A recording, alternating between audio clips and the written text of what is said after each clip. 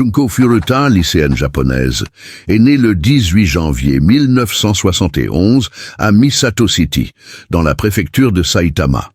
Elle vivait avec ses parents, fréquentait le lycée Yao Minami et travaillait à temps partiel dans une usine de plastique pour économiser de l'argent en vue de voyager après l'obtention de son diplôme. Junko était une élève exemplaire, manquant rarement les cours et ayant de bonnes notes, ce qui la rendait populaire parmi ses camarades. Elle rêvait de devenir une idole, symbole de la culture pop japonaise, incarnant une image pure et séduisante. Cependant, sa vie a été tragiquement interrompue par un crime brutal. Ce crime a été considéré comme le pire cas de délinquance juvénile dans le Japon de l'après-guerre. Le 25 novembre 1988, les mineurs Hiroshi Miyano, Jyo Ogura, Shinji Minato et Yasushi Watanabe ont enlevé une lycéenne de 17 ans, Junko Furuta, qui vivait à Misato City, dans la préfecture de Saitama. Pendant plusieurs semaines, les auteurs de l'enlèvement l'ont détenue de force au domicile des parents de l'un des ravisseurs. Les copains avaient l'habitude de commettre des viols collectifs avec succès. Avant le cas de Furuta, ils avaient également enlevé une autre fille, qu'ils avaient ensuite relâchée vivante. Pour compliquer la tâche de la police, l'un des ravisseurs a forcé Furuta à appeler ses parents et à leur dire qu'elle s'était enfuie de chez elle, qu'elle se trouvait chez une amie et qu'elle n'était pas en danger. Il a également menacé Furuta de se faire passer pour la petite amie d'un des petits amis du kidnappeur en présence des propriétaires de la maison. Ce comportement a cessé d'être nécessaire lorsqu'il est devenu évident que ces derniers n'allaient pas appeler la police. La jeune fille a tenté de s'échapper à plusieurs reprises, suppliant les parents du garçon, chez qui elle était retenue, de l'aider, mais ils n'ont rien fait, craignant la vengeance de Miyano, qui était à l'époque à la tête d'un petit groupe de Yakuza et avait déclaré qu'il utiliserait ses relations et tuerait quiconque oserait s'opposer à lui. Le 25 novembre 1988, les mineurs Hiroshi Miyano, Jyo Ogura, Shinji Minato et Yasushi Watanabe ont enlevé une lycéenne de 17 ans, Junko Furuta, qui vivait à Misato City, dans la préfecture de Saitama. Pendant plusieurs semaines, les auteurs de l'enlèvement l'ont détenue de force au domicile des parents de l'un des ravisseurs. Les copains avaient l'habitude de commettre des viols collectifs avec succès. Avant le cas de Furuta, ils avaient également enlevé une autre fille, qu'ils avaient ensuite relâchée vivante. Pour compliquer la tâche de la police, l'un des ravisseurs a forcé Furuta à appeler ses parents et à leur dire qu'elle s'était enfuie de chez elle, qu'elle se trouvait chez une amie et qu'elle n'était pas en danger. Il a également menacé Furuta de se faire passer pour la petite amie d'un des petits amis du kidnappeur, en présence des propriétaires de la maison. Ce comportement a cessé d'être nécessaire lorsqu'il est devenu évident que ces derniers n'allaient pas appeler la police. La jeune fille a tenté de s'échapper à plusieurs reprises, suppliant les parents du garçon, chez qui elle était retenue, de l'aider, mais ils n'ont rien fait, craignant la vengeance de Miyano, qui était à l'époque à la tête d'un petit groupe de Yakuza, et avait déclaré qu'il utiliserait ses relations et tuerait quiconque oserait s'opposer à lui. Pour éviter les poursuites, l'un d'entre eux a forcé Furuta à mentir à ses parents en disant qu'elle avait fui son domicile et qu'elle était en sécurité dans la maison de son ami. On lui a également demandé de mentir en disant qu'elle était la petite amie de l'un des ravisseurs. Les parents du jeune homme savaient qu'il s'agissait d'un mensonge, mais ils ne pouvaient rien faire, car l'un des ravisseurs était membre du Yakuza et menaçait d'utiliser ses relations contre les parents s'il disait la vérité à qui que ce soit, s'il ne disait rien à personne. Laissez-moi vous raconter ce que les agresseurs lui ont fait subir chaque jour. Jour 1, kidnappé. Obligé de se présenter comme l'ami d'un des garçons, violé plus de 400 fois, privé de nourriture et d'eau, forcé de manger des cafards et de boire sa propre urine. Jour 11. Furuta a été battue un nombre incalculable de fois. Elle a été suspendue à un toit, les mains attachées et son corps utilisé comme punching ball. La jeune fille vomit en essayant de boire de l'eau, tente de s'enfuir et est punie pour cela par des brûlures de cigarettes sur les bras. Furut a versé un liquide inflammable sur ses jambes et y a mis le feu. Une bouteille cassée a été introduite dans son anus, laissant la jeune fille avec de multiples blessures. Jour 20. Elle ne pouvait pas marcher en raison de graves brûlures aux jambes. Elle a été battue avec des bâtons de bambou. Ses mains ont été écrasées, ses ongles cassés, et elle a été frappée avec une batte de golf. Les rayons d'un grill de poulet chaud ont été insérés dans son vagin et son anus, ce qui a provoqué des saignements chez la jeune fille. Jour 30. De la cire chaude a été versée sur son visage. Des aiguilles ont été insérées dans ses seins. Ses mamelons ont été tirés avec des pinces et des ciseaux ont été insérés dans son vagin, provoquant de graves hémorragies. À cause de ces blessures, il lui a fallu 1 heure pour ramper jusqu'aux toilettes. Tympan gravement endommagé, réduction radicale de la taille du cerveau. Jour 40. La jeune fille a demandé à ses bourreaux ce qui suit « Tuez-moi et finissez-en rapidement ». Jour 44. 4 jeunes hommes mutilent son corps avec une barre de fer, brûlent son visage et ses yeux avec une bougie, puis versent de l'essence à briquet sur ses jambes, ses bras, son visage et son ventre, et les brûlent également. La torture finale a duré 2 heures. Furuta est mort d'un choc douloureux le même jour. À l'hôpital psychiatrique, les jeunes hommes arrêtés pour le meurtre de Furuta ont déclaré aux médecins qu'ils ne savaient pas comment la victime avait pu souffrir, pensant que la jeune fille faisait semblant. Après leur arrestation, les auteurs ont déclaré que peut-être 100 d'autres personnes savaient que la jeune fille était emprisonnée dans cette maison. Mais on ne sait toujours pas si ces personnes avaient simplement été dans cette maison ou si elles avaient également participé aux tortures et aux viols. Le lendemain de la mort de Furuta, les jeunes bourreaux ont placé son corps torturé dans un tonneau, l'ont rempli de mortier de ciment et l'ont jeté sur un chantier de construction près du quartier de Koto à Tokyo. Au Japon, l'affaire Furuta a été connue sous le nom de « meurtre de la lycéenne et affaire du ciment ». Les auteurs ont été arrêtés et jugés comme des adultes, mais, comme l'exige le système japonais de justice pour mineurs, leurs noms n'ont pas été divulgués. L'hebdomadaire Shukan Bunshun a toutefois rendu publique l'identité des meurtriers, arguant que les droits de l'homme ne s'appliquaient pas au bétail. Les détails personnels et les antécédents de la victime du crime ont également été détaillés dans les médias. En vertu de la loi japonaise, les adolescents ont été jugés comme des adultes et leurs noms n'ont pas été divulgués. Cependant, Shukan Bunshun a rendu publique l'identité des tueurs, arguant que les droits de l'homme ne s'appliquent pas au bétail. Les détails personnels et la biographie de la victime du crime ont également été couverts en détail par les médias. Les auteurs ont plaidé partiellement coupables. Ils ont seulement avoué avoir infligé des lésions corporelles ayant entraîné la mort de la victime, tout en niant les accusations de meurtre. En juillet 1990, les adolescents ont été condamnés à des peines de prison allant de 8 à 20 ans.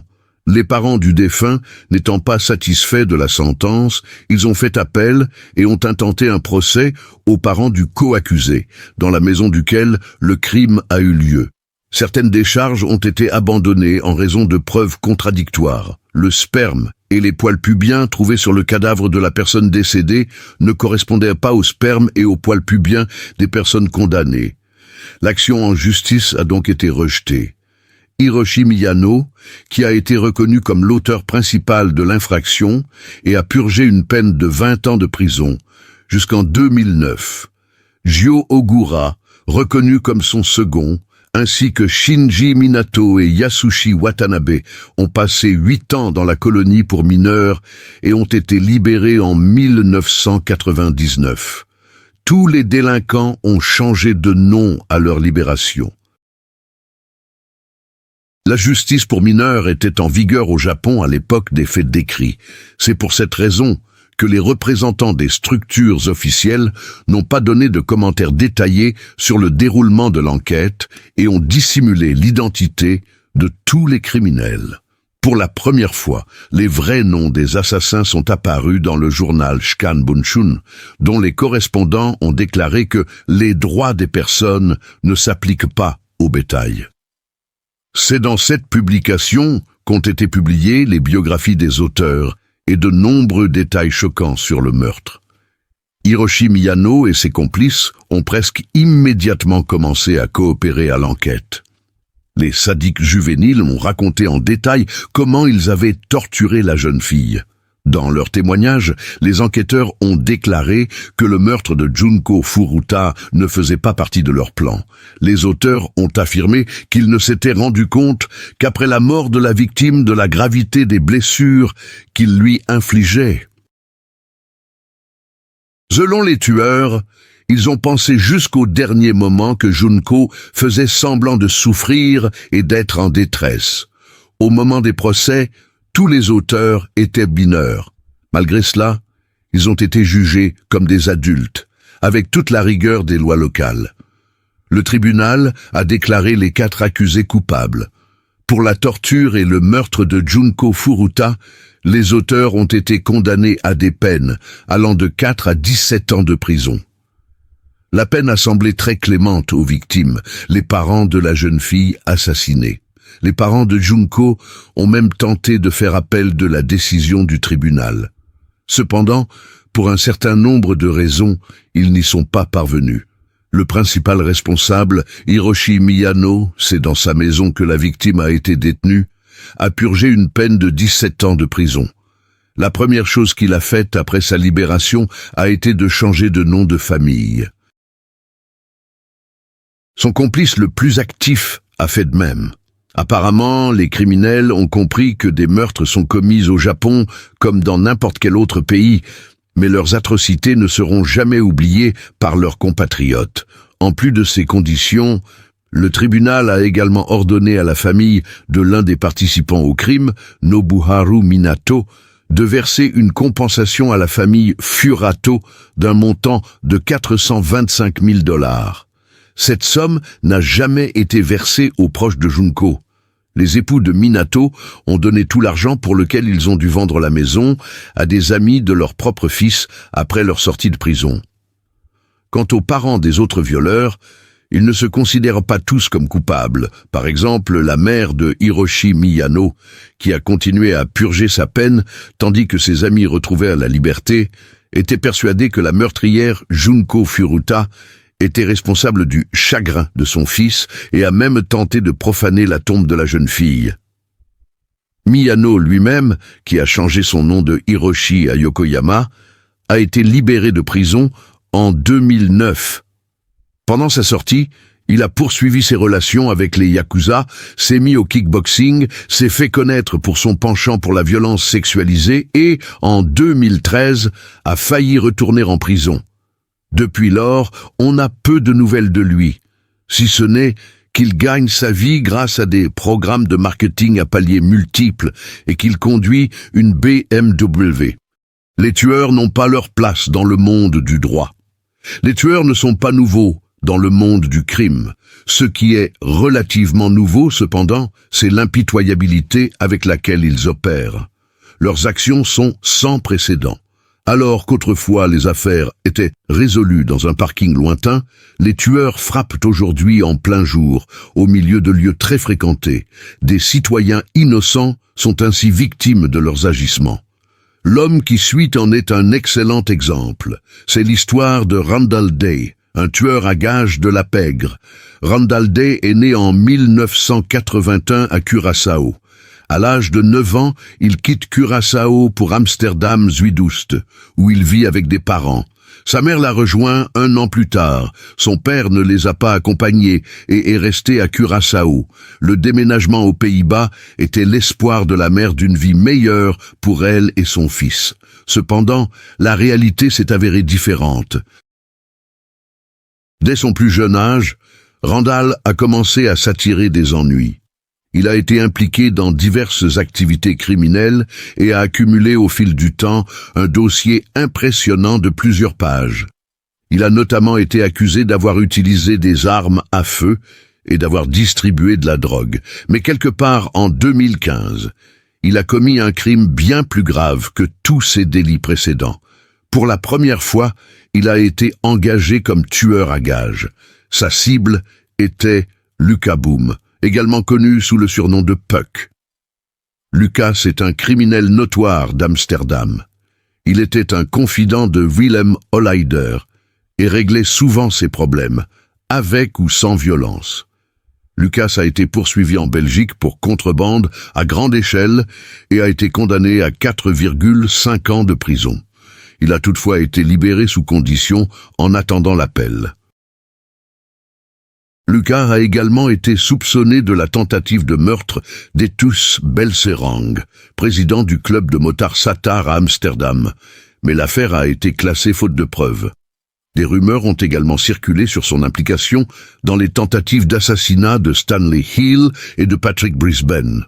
Malgré ses fortes suspicions, il n'a jamais été formellement inculpé ou condamné. Néanmoins, Lucas était profondément impliqué dans la pègre d'Amsterdam, qui était extrêmement volatile à l'époque. Les conflits sont nombreux dans ce milieu. L'hostilité était dans l'air et les attaques et assassinats étaient omniprésents. Chaque jour pouvait être le dernier pour toute personne impliquée dans ce monde. La situation était si tendue que des personnes étaient éliminées préventivement, afin qu'elles ne puissent même pas devenir une menace potentielle. Le 9 juin 2015, vers 12h20, Lucas Boom se trouvait dans l'une des zones de Zaandam. Il se tenait près de sa voiture, juste devant l'école. C'était l'heure de la pause déjeuner et les enfants jouaient dehors, sans se douter de ce qui allait se passer. À ce moment-là, un minibus s'est arrêté. La porte de la camionnette s'est écartée, et Randall et 2 autres hommes vêtus de noir en sont sortis. Ils ont ouvert le feu et tiré un nombre impressionnant de coups de feu. Lucas n'a aucune chance. Le bruit des coups de feu résonne dans le quartier. Les enseignants, voyant les hommes armés vêtus de noir, crient et ordonnent aux enfants de rentrer immédiatement dans le bâtiment de l'école. Une femme, assise dans sa voiture à proximité, a dû se baisser pour éviter d'être touchée par des balles perdues. Les hommes armés sont remontés dans le minibus et ont fui les lieux à toute vitesse, en faisant une boucle à travers le quartier. Il ne semble plus y avoir de frontières dans le monde de la pègre. Ces hommes savaient qu'ils se trouvaient juste en face d'une école et que des enfants jouaient dans la rue. Ils se rendaient également compte que des citoyens innocents auraient pu être blessés accidentellement. Après tout, c'était un jour de semaine normal et un endroit très fréquenté. Mais cela ne les dérangeait pas. Ils avaient un travail à faire, et ils l'ont fait à n'importe quel prix. Le même jour, à 16h30, la police a trouvé un minibus incendié à Amsterdam-Nord. Il est immédiatement apparu qu'il s'agissait du même véhicule que celui utilisé pour le crime. La camionnette utilisée lors de l'attaque avait été transformée en camion. L'enquête bat son plein. Les médias couvrent activement l'affaire et les services néerlandais de prévention de la criminalité cherchent à répondre à la question suivante. Qui est le cerveau de l'attentat? Lucas avait de nombreux ennemis dans le monde du crime et le coupable aurait pu être n'importe qui. Une chose est sûre. Randall vient de réussir son premier coup. Alors que la police continue d'enquêter sur Lucas Boom, Randall se prépare déjà pour sa prochaine mission. En 2015, il a contacté Nofal F, plus connu sous le nom de Novel. Nofal a envoyé à Randall un message, lui annonçant qu'il avait un travail intéressant à lui proposer. Un Iranien du nom d'Ali Mamad devait être éliminé. Ali a été condamné à mort en Iran pour l'attentat de Téhéran de 1981 qui a fait 73 morts. Naufal a informé Randall que la cible était déjà sous surveillance et qu'Ali quittait sa maison pour aller travailler à 7 heures du matin. Il a ensuite conseillé à Randall de louer une maison à Almer qui pourrait servir d'abri aux tireurs après l'attaque. Les hommes ont échangé des messages sur leur plan, en plaisantant et en agissant comme s'il s'agissait d'une chose des plus courantes que de planifier l'élimination d'une personne. Randall a demandé à Naufal qui devrait l'éliminer. Naufal a répondu « Mon frère, je ne sais même pas qui c'est. C'est un Turc, il travaille dans l'ingénierie électrique quelque part. Il a une camionnette blanche avec le logo Eneco. Où et comment il vit ? Je ne le sais pas et je ne veux même pas le savoir. C'est un homme ordinaire, d'une 40aine d'années, avec une famille. » Après ce message, les hommes ont continué à planifier et à se préparer. Cela montre bien leur attitude indifférente à l'égard de ce genre de choses. Ils ont même mentionné que la cible avait une femme et des enfants. Naufal a ajouté « L'objectif est la chose la plus importante. L'objectif est la chose la plus importante, mais tout ce qui l'entoure est encore plus important. » Randall a répondu en faisant référence aux tireurs et à l'ensemble de l'opération. « Je ne fais pas affaire avec n'importe qui, mon frère. » Ce que Naufal appréciait. Plusieurs jours passent, mais rien ne se passe. Puis, le 25 novembre, 10 jours après sa conversation avec Naufal, Randall est arrêté pour son implication dans l'attentat contre Luka Bouma survenu 5 mois plus tôt. Au moment de son arrestation, Randall est armé. L'opération d'arrestation a été soigneusement planifiée par la police. L'attaque contre Ali Mamad n'a pas été annulée pour autant. Le 15 décembre 2015, Ali a finalement été éliminé. Randall a été soumis à de longs interrogatoires. Alors que la police pensait avoir suffisamment de preuves pour l'inculper, Randall a dû être libéré au bout de 3 mois, faute de preuves. Mais la police a décidé d'utiliser un plan astucieux. Après sa libération en février 2016, un dispositif d'écoute a été placé dans les vêtements de Randall. Lors de conversations avec d'autres délinquants, Randall a admis qu'il avait eu beaucoup de chance que la police ne dispose pas de suffisamment de preuves pour le condamner. Il a donné de nombreux détails sur l'agression, mentionnant les noms d'autres personnes liées à son activité criminelle. Pour des raisons inconnues, la police n'a rien fait de ses aveux et Randall n'a pas été arrêté à nouveau. Après ces paroles, il ne restait plus qu'une question. Pourquoi ? Et il n'y a toujours pas de réponse. 1 an et demi s'est écoulé.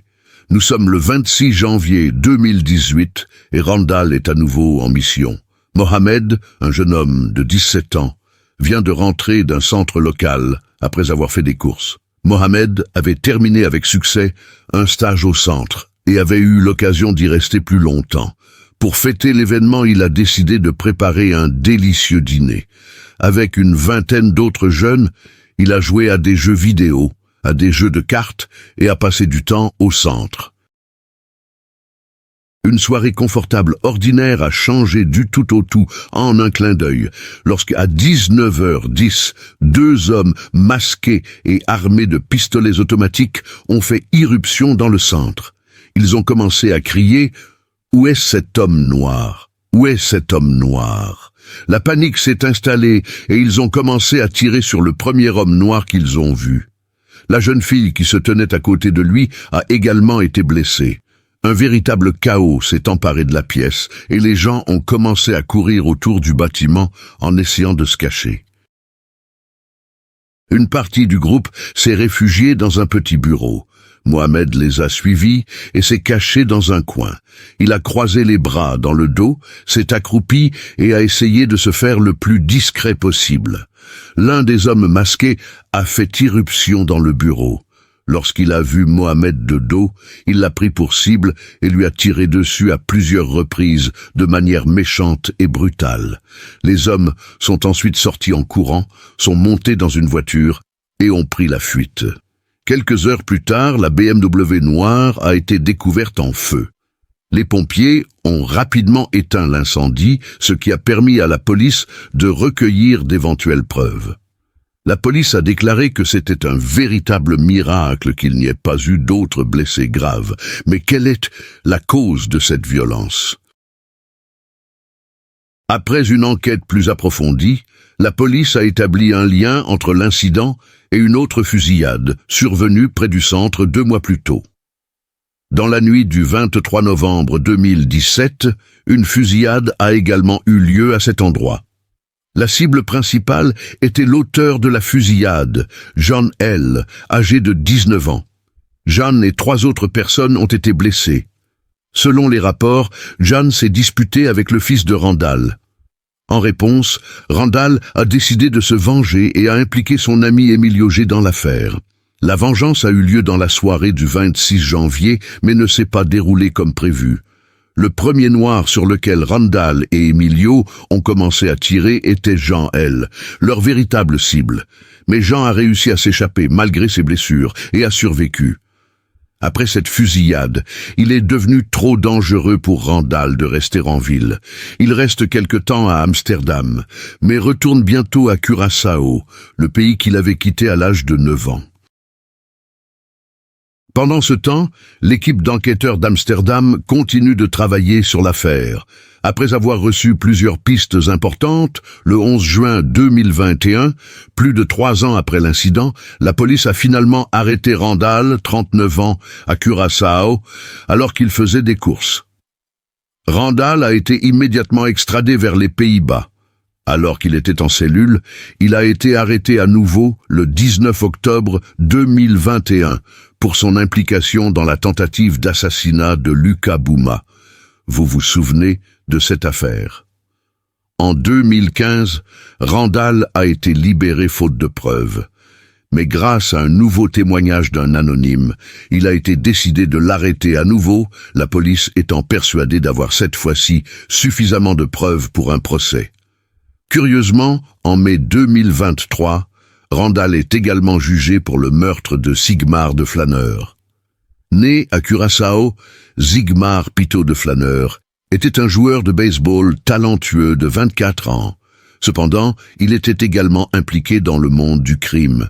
Randall et Emilio connaissaient tous deux Sigmar. Randall l'a rencontré en prison à Lely, et Emilio l'a rencontré dans les rues d'Amsterdam. Un soir de 2015, Sigmar s'est rendu dans plusieurs bars du quartier de Bijlmer avant de rentrer chez lui. Mais peu après son retour, il a de nouveau quitté son domicile et est monté dans une voiture avec un inconnu, vraisemblablement Emilio. Vers 2 heures du matin, la police a été informée de coups de feu. À leur arrivée, les policiers ont trouvé Sigmar souffrant de plusieurs blessures par balle dans le dos. Que s'est-il passé? S'agissait-il d'un piège? Le frère de Sigmar a déclaré à la police que Sigmar et Emilio étaient souvent en contact et qu'il pensait qu'Emilio avait attiré Sigmar dans le piège et que Randall avait exécuté l'ordre. Randall a finalement été acquitté de la tentative de meurtre sur Luca Bouma. Même si la police avait placé un dispositif d'écoute dans ses vêtements et intercepté de nombreuses conversations, les preuves n'étaient pas suffisantes pour le condamner. Le seul chef d'accusation pour lequel il a été condamné est la possession illégale d'une arme à feu.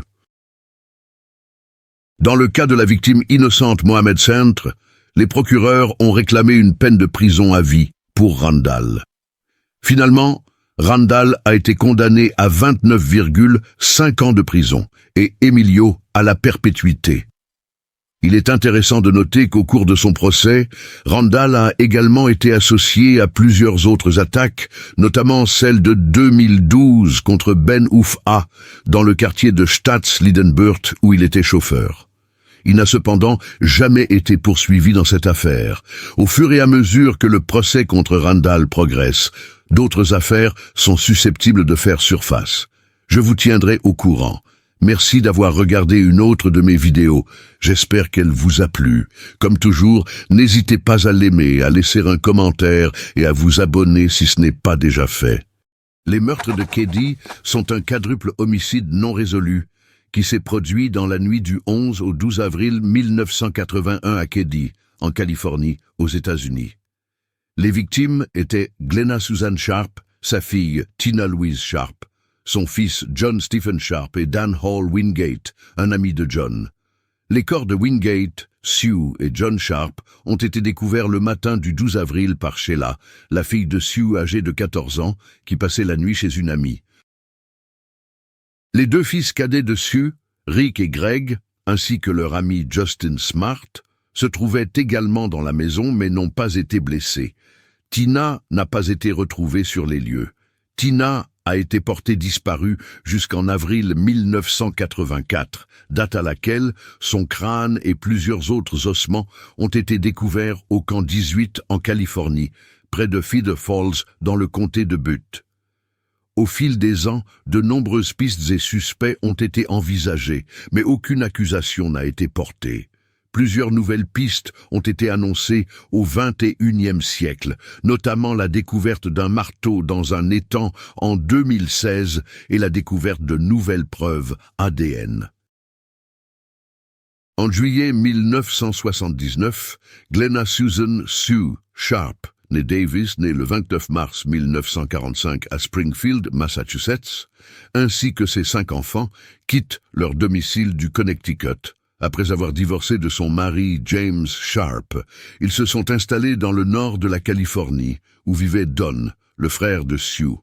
Après avoir cherché des solutions de relogement, Glenna a choisi la petite ville de Keddie, dans les montagnes de la Sierra Nevada. En 2010, il n'y avait que 66 personnes qui y vivaient, et à peine plus avant. Toutes les familles locales se connaissaient bien, et pour Glenna et ses enfants, cet endroit aurait dû être le début d'une nouvelle vie heureuse.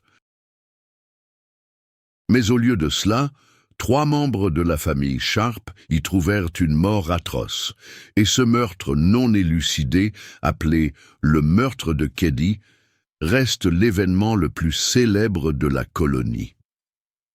À son arrivée en Californie, elle loue une petite caravane, précédemment occupée par son frère, au Claremont Trailer Village à Quincy.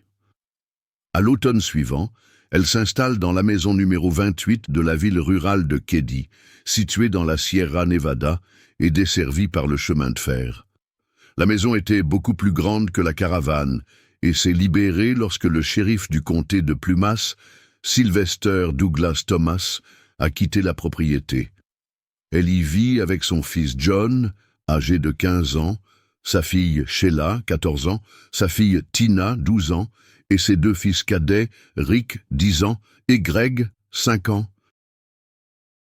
La famille a commencé à s'installer progressivement dans son nouveau lieu de vie. Glenna a fait la connaissance des voisins et ils ont développé une bonne relation. Le 11 avril 1981, vers 11h30, Sue, Sheila et Greg quittent la maison de leurs amis, la famille Smix, pour aller chercher Rick, qui participe à des essais de baseball au Gansner Field de Quincy. Ils ont rencontré John et sa petite amie Dana Hall Wingate, née le 8 février 1964, faisant de l'autostop à l'embouchure du canyon entre Quincy et Keddie, et les ont conduits sur environ 9,7 km jusqu'à Keddie. 2 heures plus tard, vers 15h30, John et Dana sont retournés en autostop à Quincy où ils avaient peut-être prévu de rendre visite à des amis. À peu près à la même heure, les garçons ont été vus dans le centre-ville. Ce soir-là, Sheila avait prévu de passer la nuit avec la famille Seabolt, qui vivait dans la maison voisine, numéro 27, tandis que Sue restait à la maison avec Rick, Greg et le jeune ami des garçons, Justin Smart. Sheila a quitté la maison numéro 28 peu après 20 heures pour passer la nuit chez les Seabolt. Vers 8 heures du matin, le 12 avril, Sheila est retournée à la maison numéro 28 et a découvert les corps de Sue, John et Dan dans le salon de la maison. Toute la maison était couverte de sang, et dans ce sang gisaient les cadavres de sa mère, de son frère John et de son ami Dane. Ils avaient de tous été ligotés avec du ruban adhésif, des fils provenant d'une rallonge électrique et d'une lampe de la chambre des filles, brutalement battus, puis poignardés avec 2 couteaux et matraqués avec un marteau. Les armes du crime ont été retrouvées sur la scène de crime. Rick, Greg et Justine étaient vivants dans la pièce voisine, mais Tina 12 ans, ne figurait ni parmi les morts, ni parmi les survivants. En découvrant la scène, Sheila s'est précipitée chez les Seabolt, et Jamie Seabolt a fait passer Rick, Greg et Justin par la fenêtre de la chambre. Il admettra plus tard qu'il est entré brièvement dans la maison par la porte arrière pour voir s'il y avait des survivants, risquant ainsi d'altérer les preuves. Les meurtres de Sue, John et Dan ont été particulièrement brutaux, 2 couteaux ensanglantés et un marteau ayant été retrouvés sur les lieux. Des traces de sang à l'intérieur de la maison indiquent que tous les meurtres ont eu lieu dans le salon. Sue a été retrouvée allongée sur le côté, à côté du canapé du salon, nue sous la ceinture, la bouche bâillonnée avec un bandana bleu et ses propres sous-vêtements attachés avec du sparadrap. Elle avait été poignardée à la poitrine et sa gorge avait été tranchée horizontalement, la blessure avait traversé son larynx et effleuré sa colonne vertébrale, et il y avait une empreinte sur le côté de sa tête qui correspondait à la crosse d'une carabine à air comprimé Daisy 880 Powerline. John a été égorgé. Dan présentait de multiples blessures à la tête et a été étranglé manuellement jusqu'à ce que mort s'ensuive. John et Dan ont subi un traumatisme crânien dû à un ou plusieurs marteaux. L'autopsie a révélé que Sue et John sont morts de coups de couteau et de traumatismes contondants et que Dan est mort par suffocation.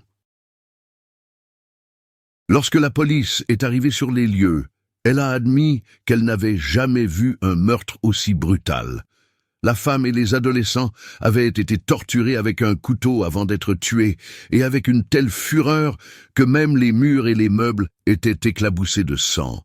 John a été frappé à la tête, puis égorgé, tandis que son ami Dane était allongé à côté de lui, et avait, comme John, les chevilles attachées avec du fil de fer. Son ami Dane était allongé à côté de lui, et avait, comme John, les chevilles attachées avec du fil de fer et les pieds attachés aux jambes de John avec du ruban adhésif. Il avait une profonde entaille à la tête due à un coup violent, mais il est mort d'asphyxie. Glenna Sue a été déshabillée presque entièrement et sa bouche a été bâillonnée avec ses propres sous-vêtements et recouverte de sparadrap. Les blessures qu'elle portait au bras montraient clairement qu'elle avait tenté de se défendre, mais elle est morte de coups de marteau et d'entailles à la gorge. Il n'y avait littéralement aucun endroit vivant sur son corps. Les rideaux de la maison ont été tirés sur les fenêtres, le téléphone a été arraché de la table de nuit et des traces de sang ont été trouvées jusque dans les chaussures des victimes. La jeune fille disparue, Tina, n'a jamais été retrouvée, et on ignore ce qu'elle est devenue. L'opinion publique s'est indignée et a rejeté le fait que les enfants survivants dormaient apparemment à poing fermé dans la pièce voisine, pendant que leur mère, leur frère et sa petite amie étaient brutalement torturés et assassinés à travers un mur mince. Aucun des habitants des maisons voisines n'a vu ou entendu quoi que ce soit cette nuit-là. Aucun cri ou autre bruit. Sheila, qui se trouvait dans la maison voisine de son ami, n'a rien entendu non plus. Les victimes ont été torturées et tuées en l'espace d'1 heure, pas moins. Le motif des meurtres est resté flou jusqu'à la fin. Il ne s'agissait pas d'une attaque pour viol ou vol. La police pensait que la cible principale était Glenna Sharp et qu'il s'agissait peut-être de la venger de quelque chose. Le meurtre de son fils John sous ses yeux, Dane a été tué davantage en tant que témoin, et l'enlèvement de Tina en sont des preuves indirectes. Cependant, la raison pour laquelle les justiciers n'ont pas touché aux plus jeunes enfants dans l'autre pièce reste inconnue. Sheila et la famille Seabolt, avec laquelle Sheila a passé la nuit dans une maison voisine, n'ont entendu aucun bruit pendant la nuit. Le couple habitant la maison voisine Nerero 16 a été réveillé à 1h15 par ce qui ressemblait à un cri étouffé. Martin Smart, voisin et principal suspect, a affirmé qu'un marteau-piqueur avait inexplicablement disparu de sa maison. Outre les Smart, les inspecteurs ont interrogé de nombreux autres habitants et voisins du quartier. Certains, dont des membres de la famille Seabolt, se sont souvenus avoir vu une camionnette verte garée devant la maison des Sharp vers 21h ce soir-là.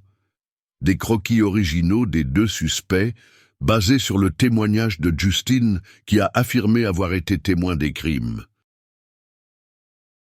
Justin a raconté des histoires contradictoires sur cette soirée et a affirmé avoir rêvé les détails des meurtres.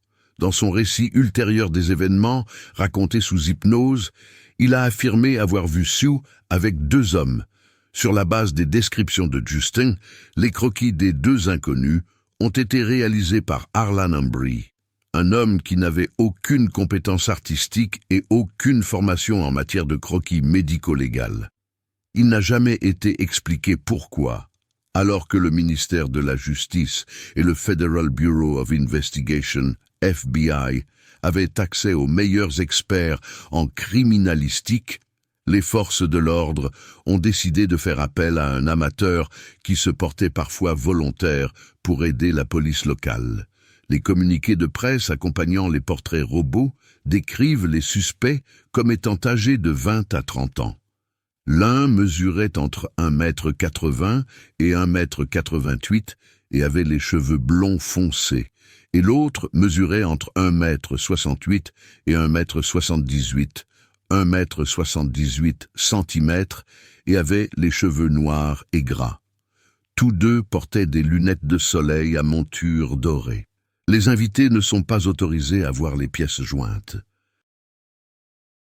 Les rumeurs selon lesquelles les crimes étaient rituels ou motivés par le trafic de drogue ont été réfutées par le shérif du comté de Plumas, Doug Thomas, qui a déclaré une semaine après les meurtres qu'aucun attirail de drogue ni aucune drogue illégale n'avait été trouvé dans la maison. Récupération des restes de Tina Sharp. La disparition de Tina a d'abord fait l'objet d'une enquête du FBI sur un possible enlèvement.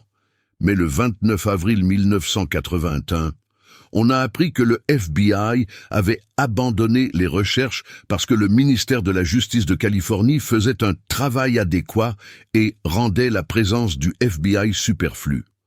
Avec l'aide de chiens policiers, un rayon de 8 km autour de la maison a été fouillé, mais en vain. Le 11 avril 1984, un collectionneur de bouteilles a découvert une partie de crâne humain et une partie de mandibule au camp 18, près de Feather Falls, dans le comté voisin de Butte, à environ 8 km de Feather Falls, en Californie. Un médecin légiste a confirmé que les restes étaient ceux de Tina en juin 1984. Peu après l'annonce de la découverte, le bureau du shérif du comté de Butte a reçu un appel anonyme identifiant les restes comme étant ceux de Tina, mais l'appel n'a pas été documenté. Un enregistrement de l'appel a été retrouvé au fond d'un casier à pièces, à conviction, après 2013 par l'adjoint du shérif chargé de l'affaire. Événements ultérieurs. La maison où les meurtres ont été commis a été démolie en 2004. Selon un article publié en 2016 par le Sacramento Bee, Martin a quitté Keddie et s'est rendu à Reno, dans le Nevada, peu après les meurtres. Pendant son séjour, il a envoyé à Marilyn une lettre dans laquelle il évoquait les difficultés personnelles de leur mariage et concluait par la phrase suivante « J'ai payé le prix de ton amour et maintenant je l'ai acheté avec la vie de 4 personnes. » Lors d'une interview en 2016, M. Gamberg a déclaré que la lettre avait été négligée lors de l'enquête initiale et qu'elle n'avait jamais été admise comme preuve. Il a par la suite critiqué la qualité de l'enquête initiale, déclarant « Vous auriez pu prendre quelqu'un qui sortait tout juste de l'école. Vous auriez pu prendre quelqu'un fraîchement sorti de l'université et il aurait fait un meilleur travail. » Le conseiller, à qui Martin rendait régulièrement visite, a également prétendu avoir avoué les meurtres de Sue et de Tina, mais a affirmé que « je n'avais rien à voir avec les garçons ». Il lui aurait dit que Tina avait été tuée pour éviter qu'elle ne l'identifie, car elle avait été témoin de toute l'affaire. Boubed, qui aurait eu des liens avec le crime organisé à Chicago, y est décédé en 1988. Le 24 mars 2016, un marteau correspondant à la description de celui que Martin prétendait avoir perdu a été retrouvé dans un étang local et a été pris comme pièce à conviction par l'enquêteur spécial du comté de Plumas, Mike Hemberg. Le shérif du comté de Plumas, Hagwood, qui avait 16 ans à l'époque des meurtres et connaissait la famille Sharp, a déclaré « L'endroit où ce marteau a été trouvé est... Il aurait été placé là intentionnellement. Il n'aurait pas été perdu accidentellement. » Gamberg a également déclaré que 6 suspects potentiels étaient interrogés à l'époque. En avril 2018, Gamberg a déclaré que l'ADN trouvé sur un morceau de ruban adhésif sur la scène de crime correspondait à l'ADN d'un suspect vivant connu. Marcel Petiot, le tueur en série le plus sanglant de France. Marcel Petiot est un cas unique parmi les tueurs en série. De nombreux experts ne le considèrent même pas comme un maniaque. Il a commis la plupart de ses crimes pendant l'occupation allemande de la France au cours de la Seconde Guerre mondiale. Petiot attirait ses victimes dans la maison de la mort, en leur promettant de les aider à fuir la France occupée et à se réfugier dans des pays sûrs. Il s'est fait passer pour un médecin d'origine russe nommé Eugène et a assuré qu'il pourrait faire passer des familles juives et des membres de la résistance à l'étranger. Cependant, au lieu du salut, les gens ont trouvé la mort dans cette maison. Enfance et jeunesse. Marcel Petiot est né le 17 janvier 1897 à Auxerre. Dès l'enfance, il fait preuve de capacité mentale, mais il est tyrannique et se fait renvoyer à plusieurs reprises de l'école. En mars 1914, à l'âge de 17 ans, il ouvre une boîte aux lettres et vole des lettres et des cartes postales. La police l'arrête, mais il n'est pas en mesure d'expliquer les raisons de son comportement. Après son arrestation, Petiot est envoyé chez un psychiatre qui diagnostique des troubles mentaux. Ce diagnostic, posé le 26 mars 1914, lui permet d'échapper à la sanction. En janvier 1916, pendant la Première Guerre mondiale, Marcel est incorporé dans l'armée. Il a survécu à une attaque allemande au gaz, après quoi il a été réformé pour raison de santé. Nombreux sont ceux qui pensent que l'impact du gaz a affecté son psychisme, car après cet incident, son comportement est devenu sensiblement étrange.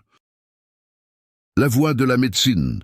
De retour à Auxerre, Marcel profite de son statut d'ancien combattant pour entrer à l'université à des conditions favorables.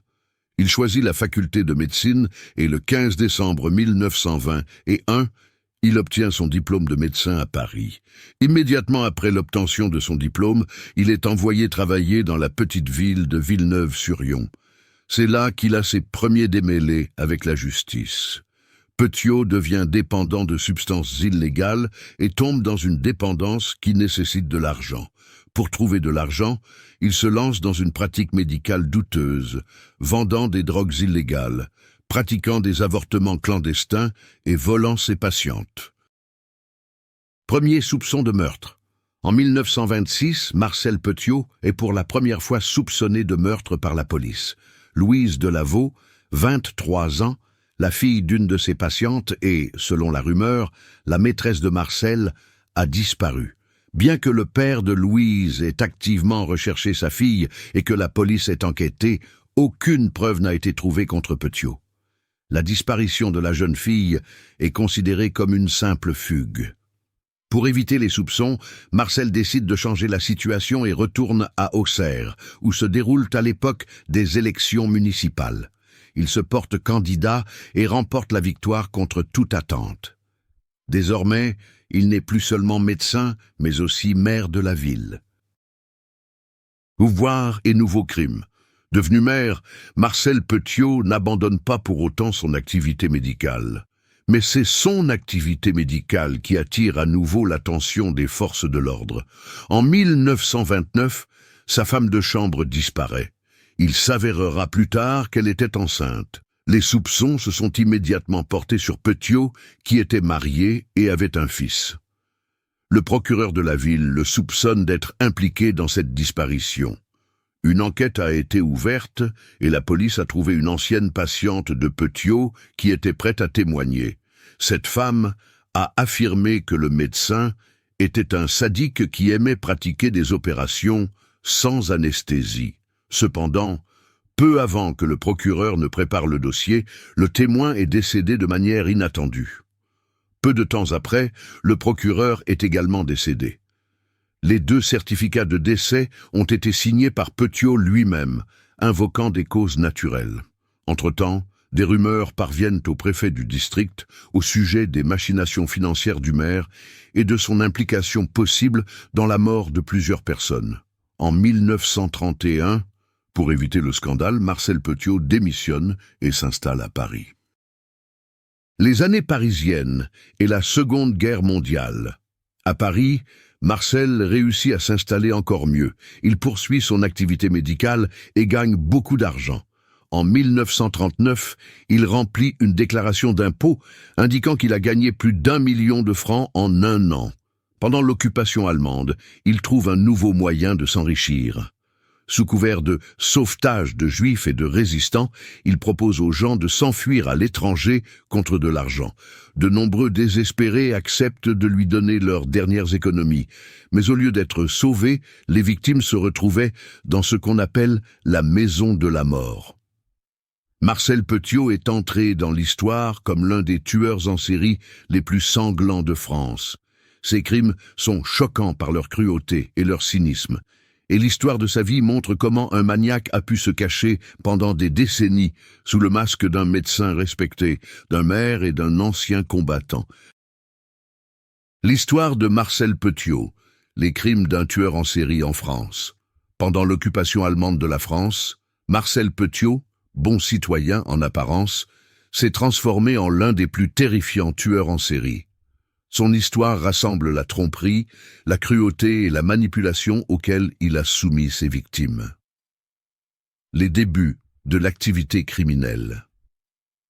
Contrairement à beaucoup d'autres pays où les Allemands prenaient des gens en masse pour les soumettre au travail forcé, en France, la procédure semblait plus organisée et ressemblait à un enrôlement régulier dans l'armée.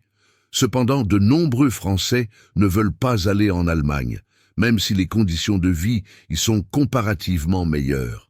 Petiot exploite cette crainte en vendant de faux certificats médicaux, les dispensant du départ obligatoire. S'engager dans la tromperie.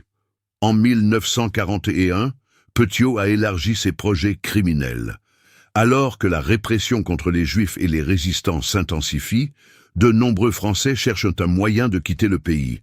Petiot leur propose un itinéraire sûr vers l'Amérique du Sud. Les gens le croient, vendent leurs biens, achètent des devises et de l'or, puis reçoivent de lui une adresse secrète où ils doivent se rendre pour être envoyés. La maison de la rue Lézère. En 1939, Petiot achète une maison au 21 de la rue Lézère et l'aménage pour ses besoins. Il construit une pièce insonorisée avec 2 sorties. L'une mène au garage, où se trouve une fosse remplie de chaux vives. Dans cette fosse, il plaçait les corps de ses victimes, la chaux accélérant la décomposition. Petiot démembrait ensuite les corps. Au début, il jetait les restes dans la Seine et sur des terrains vagues, mais après l'instauration du couvre-feu, cela devenait trop risqué. Les soupçons de la Gestapo. En 1943, Petiot attire l'attention de la Gestapo. Les Allemands apprennent qu'il pourrait être impliqué dans l'évasion de Juifs et de membres de la résistance. Un agent de la Gestapo, Iven Dreyfus, est envoyé pour vérifier ses activités et organise un transfert avec Petiot. Cependant, Dreyfus disparaît rapidement. Les Allemands arrêtent Petiot et son intermédiaire, mais après 2 mois d'interrogatoire, Petiot est libéré. Selon une version, il aurait proposé de vendre la maison de la rue Lézère à des collaborateurs, ce qui l'aurait aidé à sortir. La découverte de la maison de l'horreur. Le 11 mars 1944, des habitants de la rue Lézère se plaignent d'une odeur constante de brûlé et de fumée provenant de la maison numéro 21. La police, sans réponse du propriétaire, enfonce la porte. Il découvre des restes humains, des parties de corps et une cuisinière en feu dans le sous-sol de la maison. Les experts ont dénombré les restes d'au moins 26 personnes. L'évasion de Petiot. Alors que les experts travaillaient sur la scène de crime, Petiot lui-même s'est approché de la maison en voiture. Les voisins l'ont reconnu et la police a tenté de l'arrêter. Mais Petiot affirme qu'il est membre de la résistance et qu'il a exécuté des traîtres sur ordre de la direction. Il est ensuite parti calmement à vélo et la police ne l'a pas poursuivi. Résultat, l'identité du propriétaire de la maison a été rapidement établie. Petiot s'est avéré être un tueur en série connu sous le surnom de chirurgien, car les restes trouvés indiquaient un démembrement professionnel des corps. L'histoire de Petiot est devenue le symbole de la cruauté tordue et de la ruse qui lui ont permis de se cacher sous le masque d'un bon citoyen pendant si longtemps. Cette histoire nous rappelle que la peur et le chaos de la guerre peuvent créer les conditions propices à l'émergence de criminels aussi horribles. Après la découverte de restes humains dans une maison de la rue Lézers, la police a lancé une enquête approfondie, au cours de laquelle de nombreux indices ont été recueillis pour prouver l'implication de Marcel Petiot dans les meurtres. En particulier, des documents appartenant à 71 personnes, dont des enfants, ont été retrouvés dans la maison. L'enquêteur Georges Mazieu était convaincu que Petiot était impliqué dans les meurtres et le recherchait activement.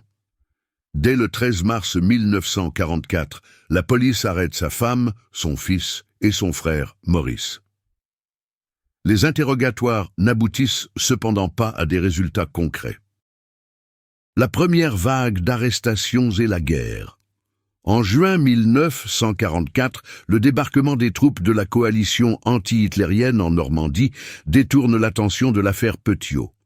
De plus, après la libération de Paris, Georges Mazieu et d'autres membres de la police criminelle sont arrêtés pour collaboration avec les Allemands. Peut-être qu'à ce stade, l'affaire Petiot serait restée dans l'oubli s'il ne s'était pas rappelé à l'ordre. Lettres aux journaux. À l'automne 1944, Marcel Petiot commence à envoyer des lettres à des journaux parisiens en prétendant avoir été membre de la résistance. Il accuse la Gestapo d'avoir placé les cadavres retrouvés chez lui pour le compromettre devant les clandestins. Ces déclarations attirent l'attention de l'opinion publique et des autorités. Une nouvelle enquête est confiée au commissaire Pinault. La révélation des faits. Le commissaire Pinault a commencé à étudier les rapports sur les événements de mars et a également rendu visite à Georges Maciat en prison. Il s'avère que Petiot est impliqué dans les assassinats, mais que ses liens avec le maquis ne sont pas confirmés. Son frère Maurice est rapidement arrêté et avoue avoir aidé Petiot à brouiller les pistes. Il a transporté des valises contenant les effets personnels des victimes à différentes adresses. La police, après avoir vérifié ces adresses, a trouvé de nombreux objets appartenant à plus de 70 personnes. Cela confirme que Petiot n'aidait pas les gens à fuir la France, mais qu'il les tuait et les volait. L'arrestation de Marcel Petiot. Le 31 octobre 1944, Petiot est arrêté. Il est identifié à la gare par l'agent Charles Danier, qui soupçonne que les documents présentés au nom d'Henri Valéry Waterwald sont des faux. Au commissariat, la police trouve Petiot en possession de nombreuses fausses cartes d'identité, et sa femme identifie Marcel comme étant le détenu. Dans un premier temps, Petiot a prétendu avoir exécuté des traîtres lors de missions de la résistance. Cependant, l'enquête a révélé que la plupart des victimes n'avaient jamais collaboré avec l'occupant. La police l'a inculpé d'assassinat collectif. Méthode d'exécution. Petiot a tiré ses victimes dans sa maison de la rue Lézers, où il leur servait du café additionné de somnifères. Une fois les victimes endormies, il leur injectait du poison, le plus souvent du curare. Si les victimes refusaient de boire le café, il insistait pour qu'elles soient inoculées, ce que personne ne refusait, faisant confiance aux médecins. Procès et exécution. Le procès s'ouvre le 19 mars 1946. Petiot est reconnu coupable de 26 meurtres et condamné à mort. L'exécution est retardée à plusieurs reprises en raison de dysfonctionnement de la guillotine, mais il est exécuté le 25 mai 1946. Mystère non résolu. Le nombre exact des victimes de Petiot reste inconnu. Certaines sources affirment qu'elles auraient été plus de 200. On ne retrouve pas non plus l'argent et les objets de valeur que les victimes avaient confiés à Petiot dans l'espoir de quitter la France. Parmi les biens des victimes pourraient figurer des millions de dollars en espèces et en bijoux. Ces objets de valeur n'ont jamais été retrouvés, pas plus que le nombre réel de victimes décédées dans la maison de la mort de la rue Lézers. Le numéro 3 de la rue Moorhouse, dans la banlieue de Perth, à Willigi, en Australie-Occidentale, ne se distinguait pas extérieurement par autre chose que son état d'abandon. Ce bungalow en briques blanches d'un étage et de 2 chambres, entouré d'un jardin envahi par la végétation, semblait être la pire maison de la rue. Pourtant, cette adresse banale est devenue la Maison des Horreurs, théâtre des crimes brutaux commis par David et Catherine Birnie. Histoire du crime. Un couple de tueurs en série, David et Catherine Birnie, qui vivaient dans la maison, se sont révélés être un phénomène rare dans le monde du crime. Un couple de tueurs en série. Ils trouvaient leurs victimes en prenant des autostoppeuses ou des femmes qui avaient besoin d'aide sur le bord de la route. Aucune de ces jeunes femmes, âgées de 15 à 31 ans, n'était consciente du danger. Elles étaient emmenées dans une maison de Moorhouse Street où elles étaient séquestrées, abusées, puis assassinées. Méthode d'assassinat. Les victimes étaient soit endormies avec de fortes doses de somnifères et étranglées, soit tuées par des moyens plus brutaux, à l'aide d'un couteau ou d'une hache. Les corps des Birnies assassinés ont été enterrés dans des fosses peu profondes, dans une forêt isolée près de Perth. Disparition et enquête. Série disparue. Entre octobre et novembre 1986, 4 jeunes filles ont disparu à Perth. Leur disparition a alerté le sergent-détective Paul Ferguson, qui a soupçonné un tueur en série d'en être à l'origine. Les soupçons se sont renforcés lorsque les proches de certaines des jeunes filles disparues ont reçu des lettres et des appels téléphoniques. Suzanne Candy, 16 ans par exemple, a reçu 2 lettres lui assurant qu'elle allait bien. Percée dans l'enquête. Le 10 novembre 1986, la situation change. Une jeune fille à moitié nue est entrée dans un centre commercial de Willigi, déclarant qu'elle avait échappé à ses ravisseurs. Elle a déclaré qu'elle avait été détenue dans une maison de Moorhouse Street où elle avait été maltraitée. La jeune fille se souvient de l'adresse et du numéro de téléphone de ses ravisseurs, ce qui constitue un élément de preuve essentiel. Arrestation et aveu. Les informations recueillies ont permis aux inspecteurs Ferguson et Vince Katish d'arrêter Birnie.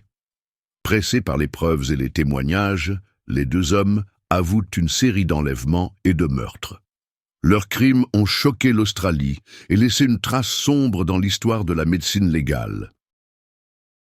Les délits. Les Birnes prenaient des victimes, des jeunes femmes âgées de 15 à 31 ans, souvent des autostoppeuses. Les victimes les trouvaient mignons et ne se doutaient de rien jusqu'à ce qu'elles se retrouvent dans une maison où elles ont été ligotées, violées et assassinées. Méthode d'assassinat. Dose mortelle de somnifères et strangulation. Poignardage à l'aide d'un couteau ou d'une hache. Lieu d'inhumation. Fosse peu profonde dans une forêt de pins, près de Perth. En 1 mois, les Birnes ont tué 4 femmes. Début de l'enquête. La disparition de Denise Karen Brown, 21 ans, le 5 novembre 1986, a attiré l'attention de la police. Il s'agit de la 4e disparition en 27 jours. Le sergent-détective Paul Ferguson soupçonne un tueur en série d'être à l'œuvre à Perth. Les lettres et les appels de jeunes filles disparues étaient particulièrement alarmants. Suzanne Candy, 16 ans, a envoyé 2 lettres à ses parents après sa disparition.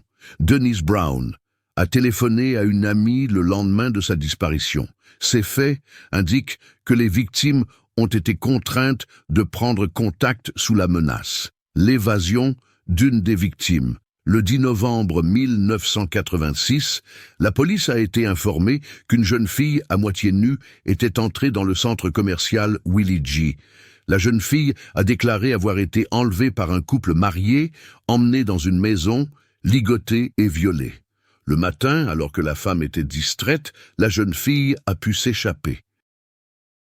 La police a rapidement identifié les ravisseurs grâce aux descriptions, au numéro de téléphone et à l'adresse de la jeune fille. Arrestation et aveu. Catherine Birney a été arrêtée à son domicile et David a été arrêté à l'entrepôt où il travaillait.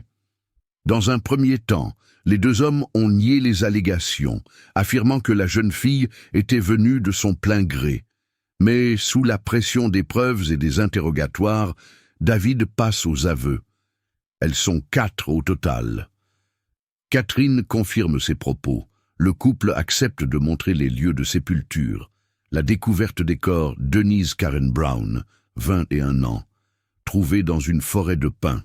Mary Frances Nilsson, 22 ans, corps retrouvé 30 minutes plus tard dans une autre partie de la forêt. Suzanne Candy, 15 ans, enterrée à 1 kilomètre de la sépulture précédente.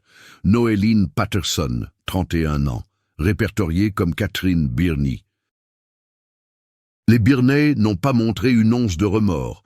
Ils ont même apprécié d'être au centre de l'attention. Profil psychologique. Catherine Birney, humble mère de 6 enfants, elle ne serait pas devenue meurtrière sans David. Elle était dépendante de lui et commettait des crimes pour son approbation. David Birney a grandi dans une famille pauvre et a souvent été interné dans des établissements pénitentiaires. Sa nature criminelle s'est formée dès l'enfance. David et Catherine Birney, un couple originaire de la ville australienne de Perth, ont commis une série de crimes odieux qui ont choqué tout le pays. Leurs victimes étaient des jeunes femmes qui ont été kidnappées, violées et assassinées. Voici la chronologie des événements qui révèle les horreurs perpétrées par ce couple. Suzanne, Candy, David et Catherine circulaient dans les rues à la recherche d'une victime jusqu'à ce qu'ils aperçoivent une jeune fille, Suzanne Candy. Elle est montée dans la voiture, mais a été ligotée et menacée avec un couteau sous la gorge. Elle a été emmenée dans une maison de Moorhouse Street où elle a été bâillonnée, enchaînée à un lit et agressée sexuellement. Lorsque David a terminé les sévices, Catherine s'est allongée à côté d'eux, ce qui l'a excitée et lui a donné du plaisir. Cela l'excitait et elle commençait à prendre plaisir à participer à ces crimes. David a ensuite tenté d'étrangler Suzanne avec un fil de nylon, mais elle a commencé à résister. Elle a été endormie avec des somnifères et alors qu'elle s'endormait, Catherine a prouvé sa loyauté envers David en tuant la jeune fille de ses propres mains. Ils ont enterré le corps de Suzanne Candy dans la réserve naturelle de Glen Eagles, à côté de la tombe d'une autre victime, Mary Nilsson. Noéline Patterson. Le 1er novembre 1986, le couple Birney aperçoit Noéline Patterson, 31 ans, sur Canning Highway. Elle se tenait à l'extérieur de sa voiture, qui était en panne d'essence. Le couple lui a proposé de l'emmener et Noéline, inconsciente du danger, a accepté. Une fois dans la voiture, elle a été menacée avec un couteau, ligotée et emmenée dans la maison de Birney. Là, elle a été enchaînée à un lit, bâillonnée et violée à plusieurs reprises. Catherine a éprouvé une haine intense pour Noéline dès qu'elle l'a vue. Elle était gênée par la beauté et la grâce de la jeune fille, ainsi que par le fait que David était fasciné par elle. Initialement, le couple avait prévu de tuer Noéline la même nuit, mais David ne cessait de repousser l'échéance. Cela exaspère Catherine. À un moment donné, Catherine, menaçant avec un couteau, a forcé David à choisir entre elle et la captive. Finalement, sous la pression de sa femme, il a administré à Noéline une dose mortelle de somnifères, puis l'a étranglée. Le corps de la jeune fille a été enterré dans les bois comme les victimes précédentes. Denise Brown. Le 5 novembre 1986, un couple marié a enlevé Denise Brown, 21 ans, alors qu'elle attendait un bus. Elle a été menacée avec un couteau, ligotée et emmenée dans une maison. Là, elle a été enchaînée à un lit et maltraitée. Le lendemain, Denise a été emmenée dans une pinède près de la ville de Wanneroo. En chemin, le couple s'est arrêté pour tenter d'attirer une autre victime, une étudiante, dans la voiture, mais elle a refusé de se joindre à eux. La jeune fille les a reconnus plus tard, sur des photos d'actualité. Dans les bois, David a de nouveau violé Denise, tandis que Catherine éclairait ce qui se passait à l'aide d'une torche. Les Birney ont ensuite tué la jeune fille et enterré son corps dans les bois. Conclusion des infractions. Après la capture des époux Birney, il est apparu clairement qu'ils avaient agi avec sang-froid et cruauté, prenant plaisir à tourmenter leurs victimes. Catherine a déclaré dans des interviews qu'elle n'avait ressenti aucune émotion pendant les meurtres et qu'elle était prête à faire n'importe quoi pour plaire à David. Ces crimes ont choqué la société et attiré l'attention sur le problème de la violence. L'affaire Birney a rappelé la nécessité de renforcer la protection des personnes vulnérables. Meurtre brutal et captivité. L'affaire Birney, David John. Birney et Catherine Margaret Birney ont commis une série de crimes horribles qui ont choqué la communauté et laissé une marque indélébile dans l'histoire criminelle de l'Australie. Le meurtre de Denise Brown. L'une des victimes du couple était Denise Brown, âgée de 21 ans. David Birney l'a poignardée dans le cou, mais la jeune fille n'est pas morte sur le coup. Catherine, qui tenait une torche, a suggéré d'utiliser un couteau plus grand et David a continué à la poignarder jusqu'à ce que Denise s'effondre. Le couple creuse une fosse peu profonde et y dépose le corps. Lorsqu'ils ont commencé à recouvrir la jeune fille de sable, il s'est avéré qu'elle était encore en vie. Denise a essayé de se redresser. David s'est alors emparé d'une hache et lui a donné un coup sur la tête, mais cela n'a pas tué la jeune fille. Ce n'est qu'après le deuxième coup de hache que son crâne a été ouvert. Le corps était recouvert de sable.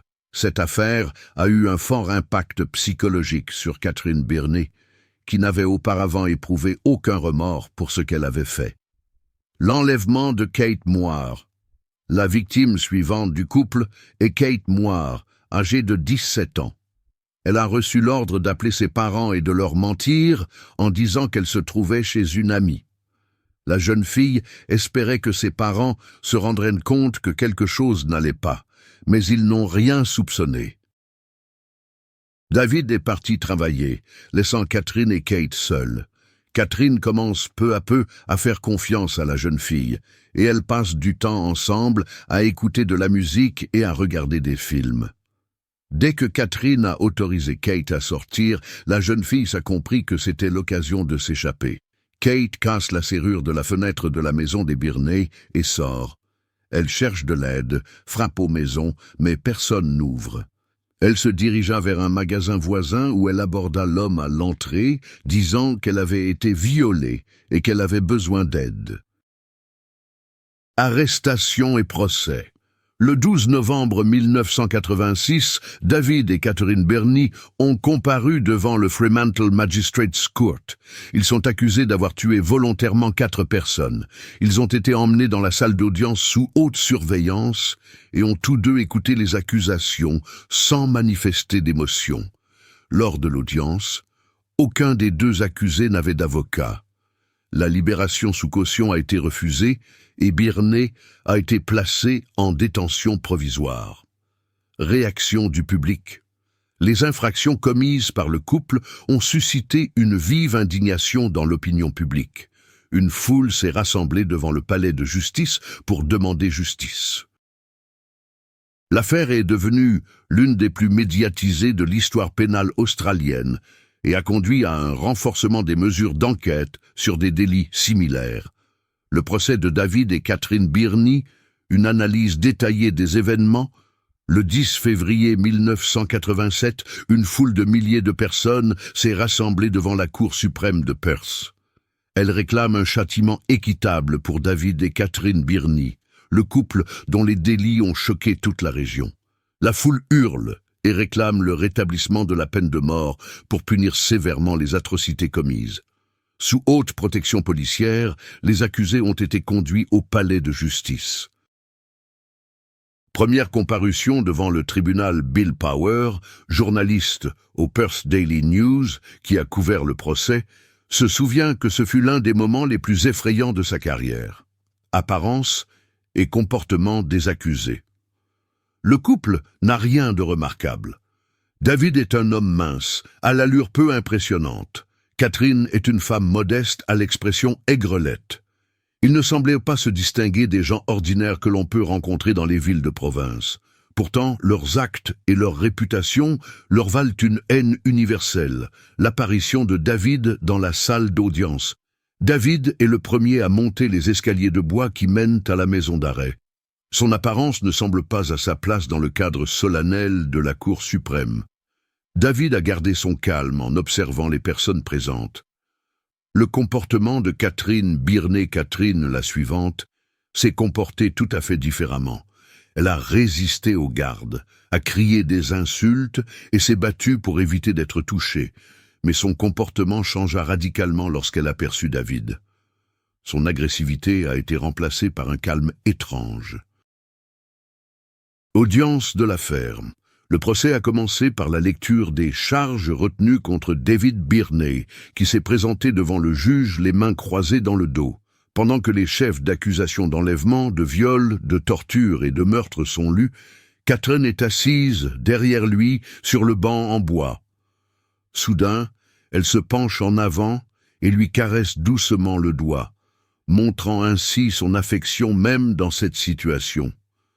Les aveux de David Birnie a plaidé coupable pour 4 chefs d'accusation de meurtre, d'enlèvement et de viol. Il a expliqué sa décision comme une tentative d'épargner aux familles des victimes un long procès, en disant « c'est le moins que je puisse faire. C'est le moins que je puisse faire. » Jugement du tribunal. Le juge Wallace a condamné David à la peine maximale de prison à perpétuité sans possibilité de libération conditionnelle. Dans son jugement, le juge a noté ce qui suit: la loi n'est pas assez forte pour exprimer l'horreur de la société face à ce meurtrier sadique. Un tel homme ne devrait jamais être libéré. Malgré la sévérité de la peine, David a gardé son courage. En quittant la salle d'audience, il a envoyé un baiser aérien à la foule sous haute sécurité. Condamnation et peine de Catherine Birnie.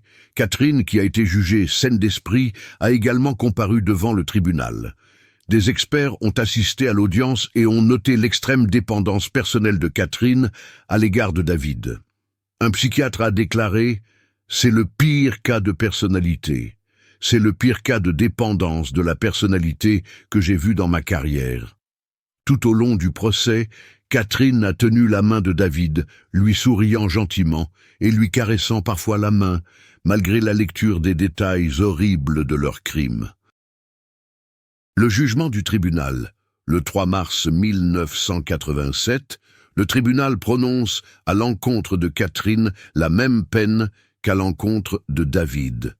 La réclusion à perpétuité sans possibilité de libération. Le juge ajoute « À mon avis, vous ne devriez jamais revoir David Birnie et vous ne devriez jamais être autorisé à le revoir. » Lorsque Catherine a été conduite hors de la salle d'audience, elle a jeté un dernier regard à David, comme si elle réalisait que leur chemin s'était désormais séparé à jamais. Résumer l'histoire de David et Catherine Birnie reste l'une des pages les plus horribles du casier judiciaire australien. Leurs crimes, brutaux, insensés et pleins de misère pour les victimes et leurs familles, ont laissé une marque profonde sur la société. Le verdict du tribunal a mis fin à cette histoire tragique, mais l'étrange attachement entre David et Catherine continue de choquer et de rendre perplexes ceux qui étudient l'affaire.